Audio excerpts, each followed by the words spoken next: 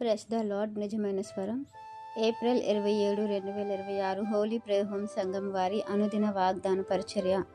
అంతము వరకు సహించిన వాడు రక్షింపబడును. మత్తయి సువార్త 10వ అధ్యాయము 22వ వచనము. ప్రియమైన దేవుని వారలారా, ప్రభు ఈ మాట మనతో ఎందుకు సెలవిస్తున్నారో చూస్తే, ప్రభు నిమిత్తం మనము మన యొక్క విశ్వాస యాత్రలో, మన యొక్క ఆత్మీయ జీవితంలో యథార్థంగా ఉన్నప్పుడు, ప్రభు నిమిత్తము నిలబడినప్పుడు, ప్రభు కొరకు చేస్తున్నటువంటి సత్కార్యముల వలన కానీ, ప్రభు పరిచర్య విషయంలో కానివ్వండి, సువార్త విషయంలో కానివ్వండి, ఒకరిని హెచ్చరించే విషయంలో బోధించే విషయంలో కానివ్వండి, మన పరిచర్యలో దేవునికి భయపడి దేవుని మాటలు ఉన్నవి ఉన్నట్టుగా చెప్పినప్పుడు, లేదంటే ప్రజలకు భయపడకుండా మన పరుగు అనేది ప్రభుతో పాటు మనం వెళ్ళినప్పుడు, ఆ సమయమందు ప్రభు నామమును బట్టి మనకు ఎంతోమంది వ్యతిరేకులు తయారవుతారు. ఎంతోమంది మనల్ని చూసి వారవలేని వారు తయారవుతారు.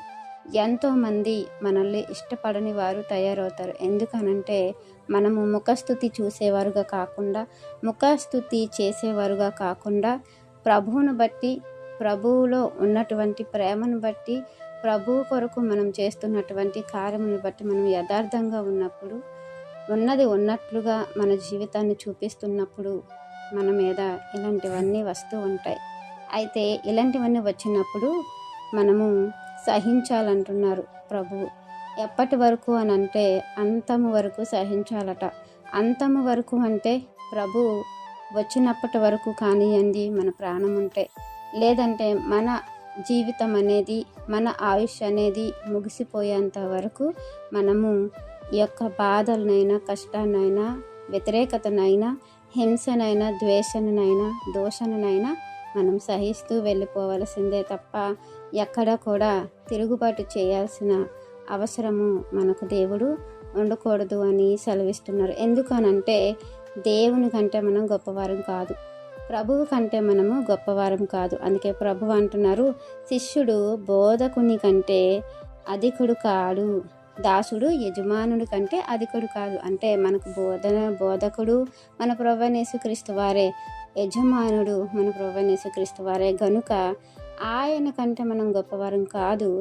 ఆయనకే లోకం కానివ్వండి, స్నేహితులు కానివ్వండి, సంఘము కానివ్వండి, లేదంటే ఆ చుట్టుపక్కల ఆయనతో ఉండేవారు కానివ్వండి, ఆ ప్రభుత్వం కానివ్వండి, ఏదైనా సరే ఆయనకు వ్యతిరేకంగా ఉంది. గనుక మన చుట్టుపక్కల మన పట్ల కూడా అలాంటి పరిస్థితులు ఏర్పడతాయని మనల్ని జాగ్రత్తగా ఉండమంటున్నారు.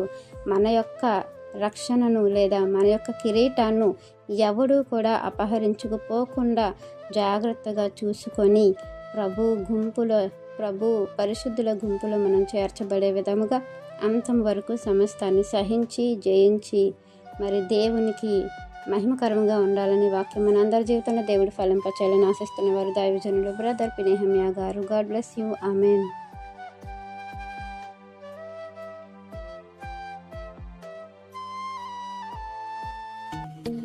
Hi friends, Holi prayer home Gajuwaka సంగమ వారు మాట్లాడిన విలువైన దేవుని సందేశములను మీరు వినటానికి మా యొక్క యూట్యూబ్ ఛానల్ హోలీ ప్రేయర్ హోమ్ను సబ్స్క్రైబ్ చేసుకొని పక్కనున్న బెల్ ఐకాన్ క్లిక్ చేయగలరు.